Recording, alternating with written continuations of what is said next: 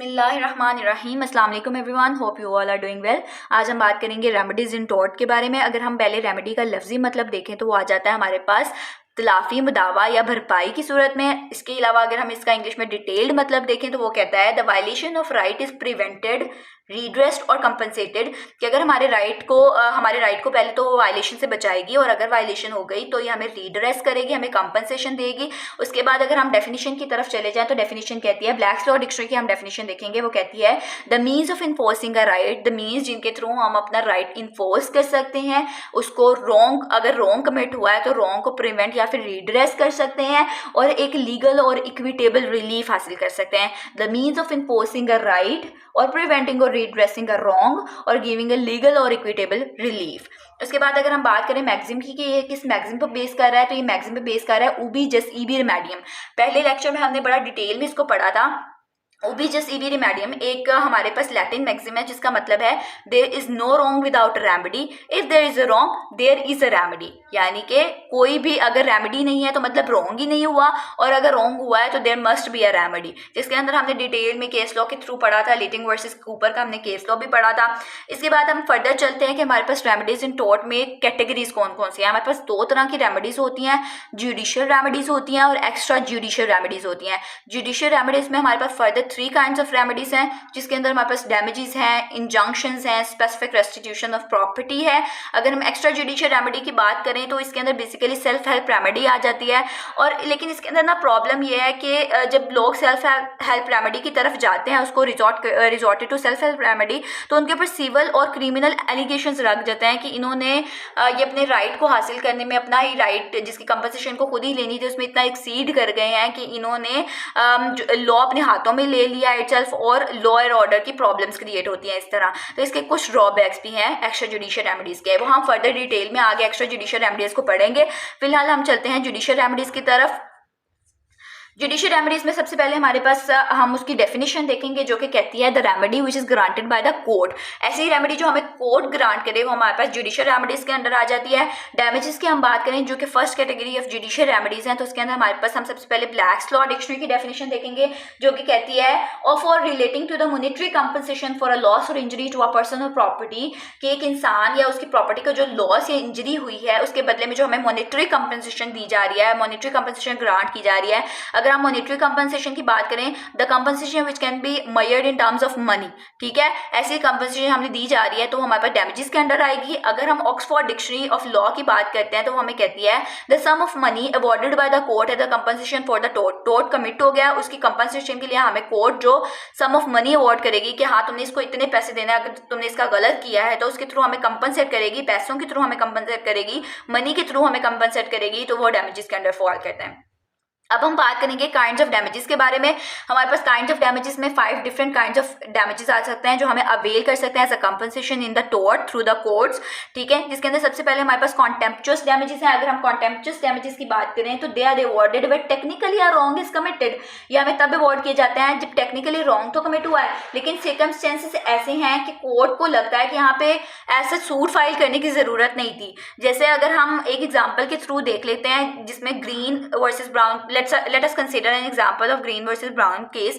ये अब हम एग्जाम्पल के तौर पे कंसीडर कर रहे हैं, ठीक है, कि ग्रीन का एक कुत्ता था, उसने ब्राउन के जो लैंड में एंट्री की, ये दोनों नेबर्स थे, और वहां जाके उसने ही पूप्ड ओवर देयर, और जिसके अंदर ब्राउन का पाँव गया और उसको बहुत ज़्यादा डिस्कस्टेड फील हुआ और उसने ग्रीन के ऊपर केस कर दिया कि ये इस काबिल नहीं है कि अपने कुत्ते को संभाल के रखे और इसने जो है वो ट्रेसपास कमिट किया है, ठीक है। इसके बाद अगर हम सेकेंड कैटेगरी की तरफ चले तो हमारे पास आ जाता है नॉमिनल डैमेजेस। नॉमिनल डैमेजेस की अगर हम बात करें तो they are awarded by the court to the plaintiff not by the way of compensation but by the way of recognition of some legal right in his which the defendant has इन्फ्रिंज्ड।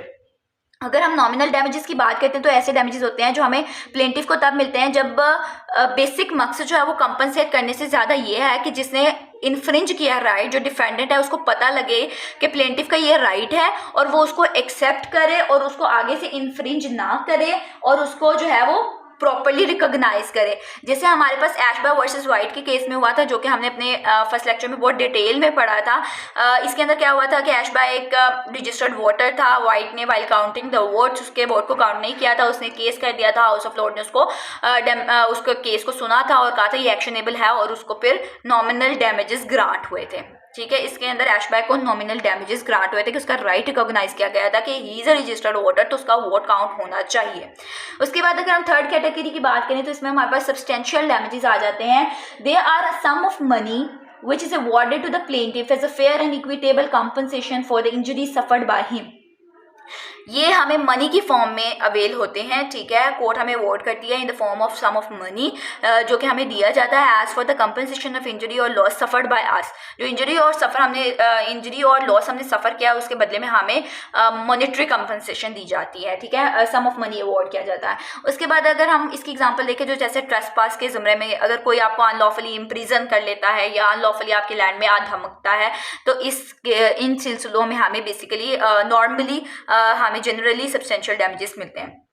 उसके बाद अगर हम बात करें exemplary damages की, तो exemplary damages जो है वो एक कॉम्पनसेशन की फॉर्म है, डैमेजेस की फॉर्म है, जिसके अंदर जिनको हम प्यूनिटिव डैमेजेस भी कह सकते हैं। इसके अंदर क्या होता है कि these are awarded not to compensate the plaintiff. ये प्लेंटिफ को कंपनसेट करने के लिए नहीं दिए जाते, लेकिन बल्कि क्यों दिए जाते हैं, to punish the defendant, to deter him from similar misconduct in the future, ताकि डिफेंडेंट को पनिश किया जा सके। ये इस फॉर्म में मिलते हैं कि डिफेंडेंट को पनिश किया जाए और उसको समझाया जाए, उसको डिटर किया जाए, रोका जाए कि उसने फ्यूचर में ऐसा मिसकंडक्ट दोबारा नहीं करना। तो बेसिकली ये अवॉर्ड किया जाता है not to compensate the plaintiff but to punish the defendant, to deter him from doing that similar misconduct again in the future। ठीक है, उसके बाद जिसकी वजह से उसको जो प्लेंटिफ है उसको बहुत ज़्यादा नुकसान का सामना करना पड़ा, और जो है वो दूसरा डिफेंडेंट जो है वो उसको रिकॉग्नाइज नहीं कर रहा है एज सच, और उसको बार बार जो है वायलेट कर देता है। तो इस सिलसिले में उसको पनिश किया जाता है ताकि वो दोबारा से मिसकंडक्ट ना करे। इसके अंदर कॉन्शियसली डिसरिगार्ड आ जाता है कि वो आपको कॉन्शियसली डिसरिगार्ड करे आपके राइट का, या पर्पसली मैलिशियसली वो आपके राइट को वायलेट कर रहा है, आपके साथ गलत कर रहा है, या फिर ग्रॉस नेग्लिजेंस के थ्रू आपके साथ गलत कर रहा है, आपका राइट वायलेट कर रहा है। तो इन केसेस में उसको पनिश किया जाएगा ताकि वो दोबारा ये मिसकंडक्ट ना करें। अगर हम जनरल और स्पेशल डैमेजेस की बात करें तो जनरल डैमेजेस में हमारे पास ऐसे डैमेजेस आ जाते हैं, this is a kind of monetary compensation but they have no specific, they are not associated with specific monetary value, यानी कि ये इनकी कोई स्पेसिफिक मॉनेटरी वैल्यू नहीं होती। जैसे कि पेन या सफरिंग से हमें किसी और की वजह से पेन सफ़र करना पड़ता है, तो इसको हम मनी में एज सच कैलकुलेट नहीं कर सकते। ठीक है, तो they are not associated with the specific monetary values but they are granted as a monetary compensation.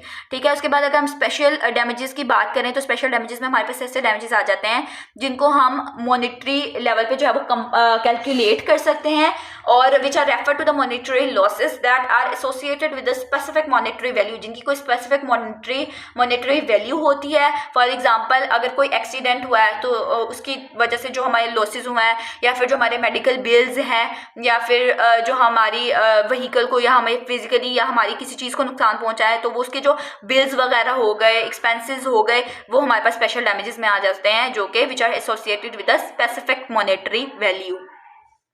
ठीक है, उसके बाद अगर हम बात करें इंजंक्शन की, injunction which is a second category of judicial remedy. तो इंजंक्शन बेसिकली होता है द कोर्ट ऑर्डर कमांडिंग और प्रिवेंटिंग एन एक्शन, कि कोर्ट हमें ऑर्डर कर रही है टू डू समथिंग और नॉट टू डू समथिंग। ठीक है, इसके अंदर अगर हम स्पेसिफिक रिलीफ एक्ट का 52 to 57 सेक्शन देखें तो वो हमें बेसिकली रेमेडी ऑफ इंजंक्शन और उसके प्रोसीजर ऑफ इशुएंस से डील करता है।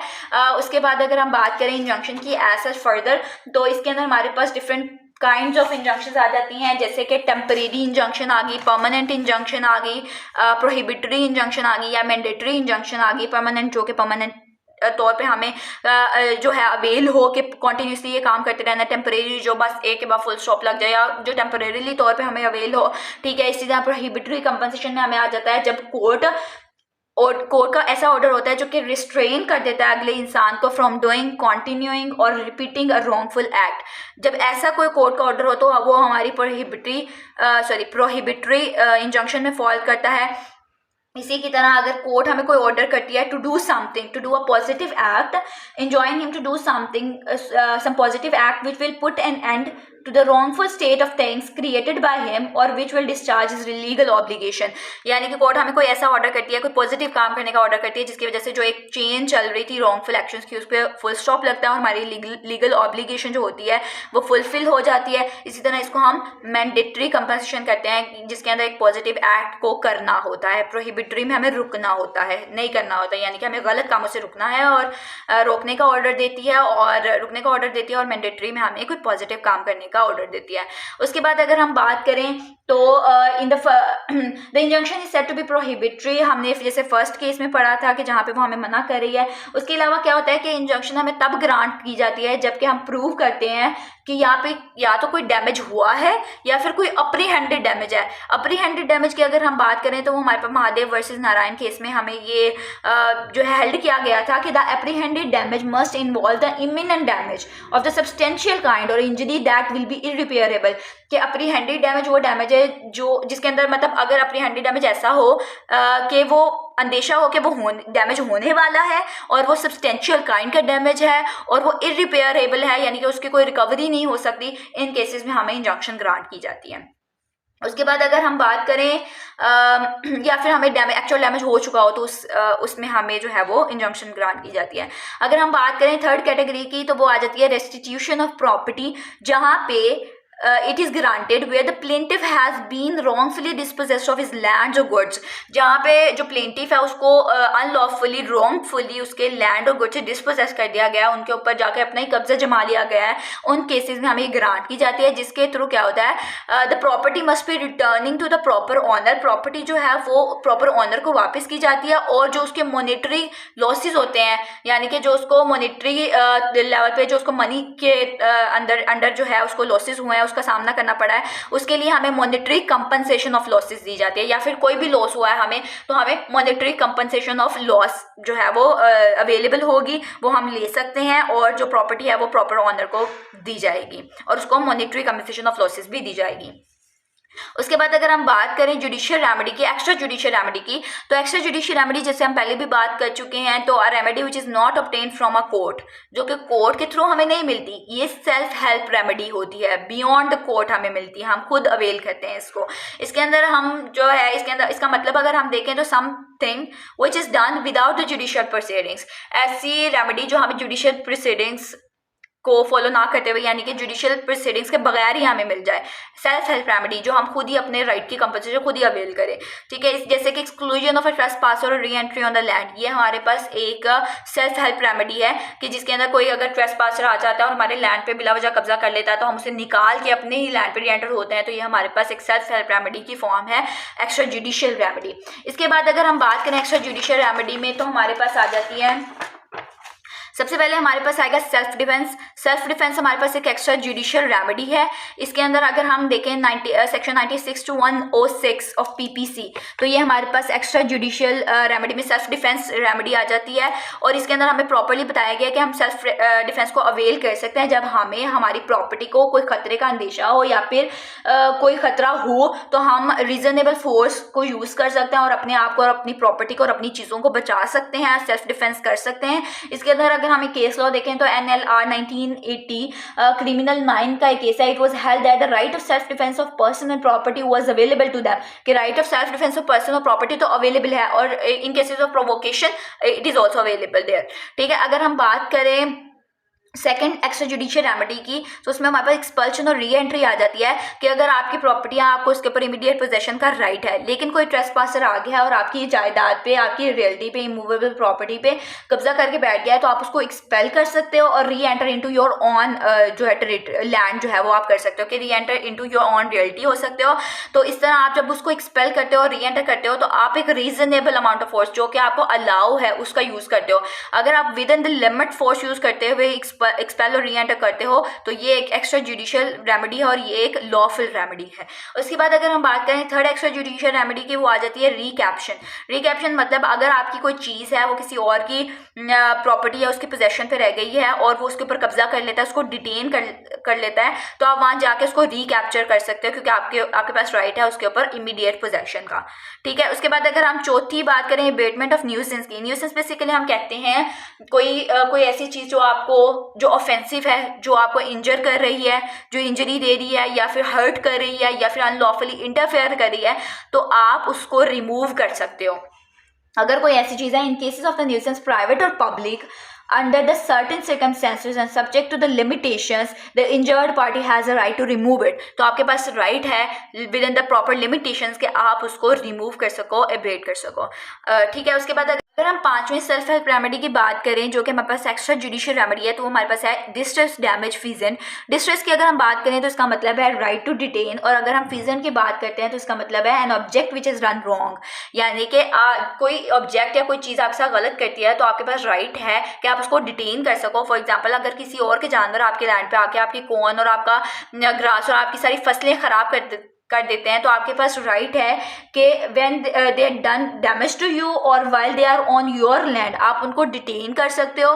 ठीक है। अनलेस आपको सेटिस्फेक्शन दी जाती है, अनलेस आपको कंपनसेशन दी जाती है, until the satisfaction is made you can distress damage fission, कि आपको जिस चीज़ ने डैमेज पहुंचाया है, जिस चीज़ ने रॉन्ग किया है, आप उसको डिटेन कर सकते हो, अपनी डिटेंशन में रख सकते हो। इसी के साथ हमारा आज का लेक्चर जो है वो ख़त्म होता है। अगर किसी का कोई क्वेश्चन है तो आप कमेंट सेक्शन में पूछ सकते हैं। अगर आपने चैनल को अब तक सब्सक्राइब नहीं किया तो please subscribe the channel and like the video, और अगर अपने अच्छे अच्छे रिव्यूज़ हमारे कमेंट सेक्शन में आप दे सकते हैं। Thank you so much. अल्लाह हाफिज़।